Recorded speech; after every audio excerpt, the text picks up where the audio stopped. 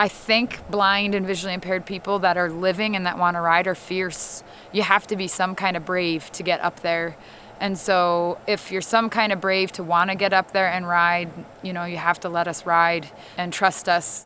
You're strong. Yeah, good job. Push, push, push. Well done. You're a college professor, huh?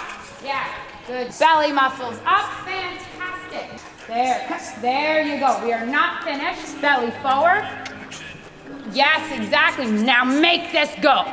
Make this go. Make that. That's great. I think fear is as big of a handicap as blindness. And, I see so many of my students have whatever block, and so a vision block is another kind of block, but what's the difference? We all have to figure out how to work and live in the life that we have.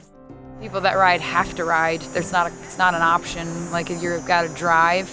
And so if you have that drive, and just because you can't see doesn't mean you shouldn't do it. The main thing I want people to understand is that we're capable.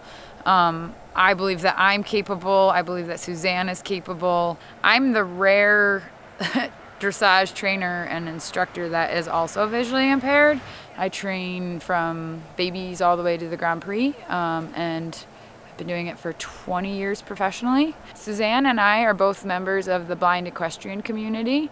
That's where we met. The idea is that I have more insight into the needs of blind riders that want to pursue dressage like Suzanne does. I have to know when to turn. So what we started with is trying to set up sounds around the arena using basically iPhones, and to set up sounds basically in the corners and at E and B, so halfway down the long side of the arena. We're trying to get different sounds at every place and trying to figure out how I can hear each of them and whether I can hear each of them.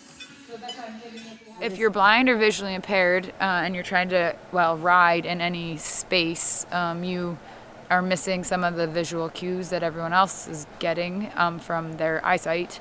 And so you need to use sound. That's right. Box 10 does not end yet, so you run into that wall. Cup. Now plus 10. I encouraged her to just run into the walls so she knew where it was, because the first day she was running into them and stopping and kind of collapsing when she hit them.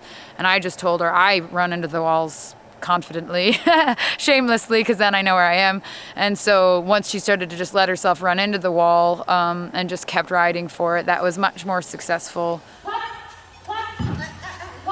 Use that wall. Good. And now walk on purpose. Strength of half. Beautiful transition. She's clearly capable. I'm excited to see her be as skilled as she is. I have expectations for her to be better, just like I do for all my students. So I want her to have the opportunity desperately. So I think that there's a little bit of sadness when I think maybe somebody wouldn't try because they can't appreciate or they're afraid of teaching someone that's blind. Ben was really good, and we didn't hit the wall. Well, we hit the wall some, but we didn't hit it as much on our regular turns. When I was recovering from not doing it right, we hit the wall. So it was interesting. Yes, Ben, what do you think, huh? You're a very good boy. I'm hoping more trainers will be willing to coach blind riders, and I'm hoping blind riders will really step up and say that I can ride. All the things that horses do for all people, they do for blind people. We're no different. People need to be with horses as much as horses need to be with people.